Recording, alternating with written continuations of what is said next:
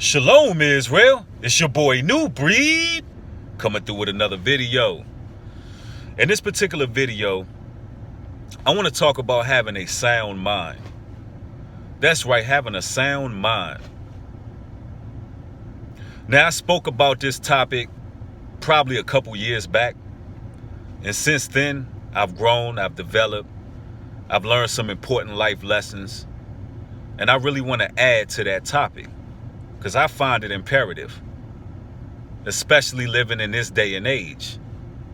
Anytime you turn on a TV, you're looking at mass media manipulation. Every time you get on a website, whatever social media website you into, you're looking at propaganda, agendas. And what it has done is it has created a culture of people who have become spiritually biased. Everyone seems to be spiritually biased because when you look at it, you got one person believing this, one person believing that, this person sees that, that person says that. And it makes a person be like, you know what? I'm just going to be biased. I'm just going to do what I got to do in life to live my best life. And what I'm going to do is I'm just going to be a quote unquote good person. Right? And on the exterior, that sounds like a good idea, right? But in actuality, that's a horrible idea, to be spiritually biased. Because what happens is when you become biased and you stop the search for divine truth, divine order and balance, because that's what the Most High is: truth, divinity, order. When you stop searching for that, you fall into your very own devices, and that will screw your mind up in every way.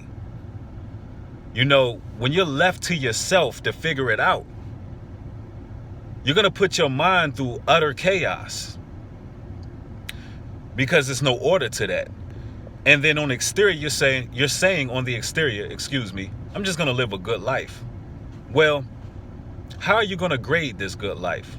What's your scale? What's your measuring cup to say you're a quote unquote good person? Because everybody struggles, everybody battles. Where's your scale at? The Most High is about order. When you look at a clock, you have 12 numbers on the clock. That's 6 on each side, right? That's order. That's balanced. When you look at, let's say, the education system, you got 12 grades, right?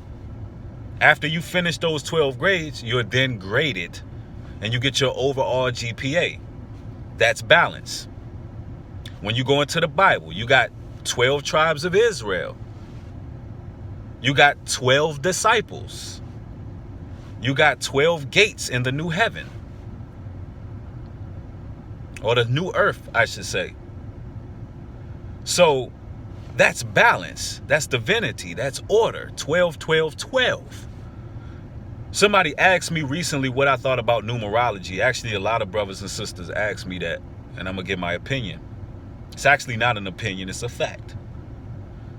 Ladies and gentlemen, the Bible is much more than just parables, fables, allegories, and stories. It's also a book of natural sciences, remedies, and also numerology. Absolutely. Now, movies like the Da Vinci Code and all of that, they try to take it and spin it in their own satanic way. But the book definitely has divinity, order, and numbers a lot of times can represent balance. The Most High used certain numbers. You know, it's not by chance engineers have to be mathematically wise on certain things. The Most High is in control of all this. So order and numbers, and yes, these things play a role in life. A lot of times when we come into the truth, we become biased on certain things like science. We need science. There's natural sciences. You know, long as it's not witchcraft or anything satanic, there's natural sciences in this earth. You know, how else will we find natural remedies, cures, and really understanding the biology of the human body? Because we've been lied to about how our bodies should operate, what we need to fuel our bodies. But how else are we going to find it unless we open our mind? So a sound mind is also an open mind. But you got to have balance in life with everything you do. Certain people out here, they learn the truth. They get a little knowledge, a little wisdom, and they become overly religious. I've never been the type to be overly religious. That's not balance, because you're going to battle with your flesh constantly.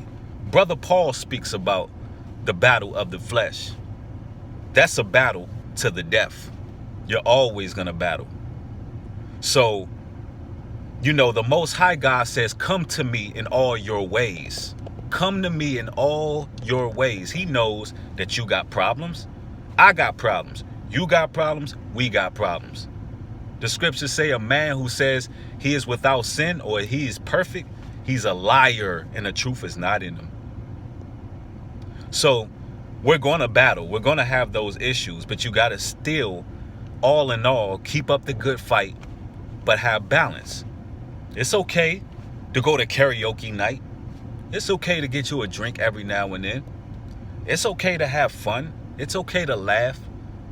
It's okay to do these things.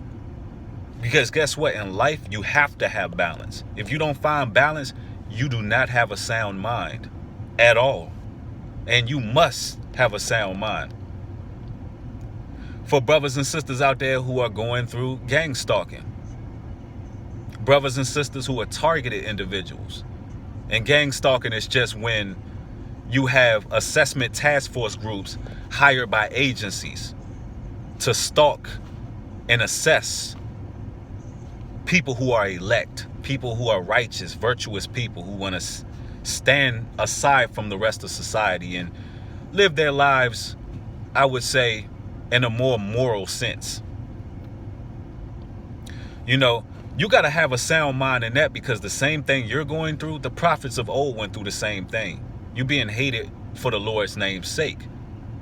So you know that at the end of all of that hatred, at the end of all that persecution, you're going to have glory, paradise, an incorruptible body, peace. You got to find peace in that right now here on earth. I'll say right now, I'm at a high point in my life. I'm going through things. There's certain things happening.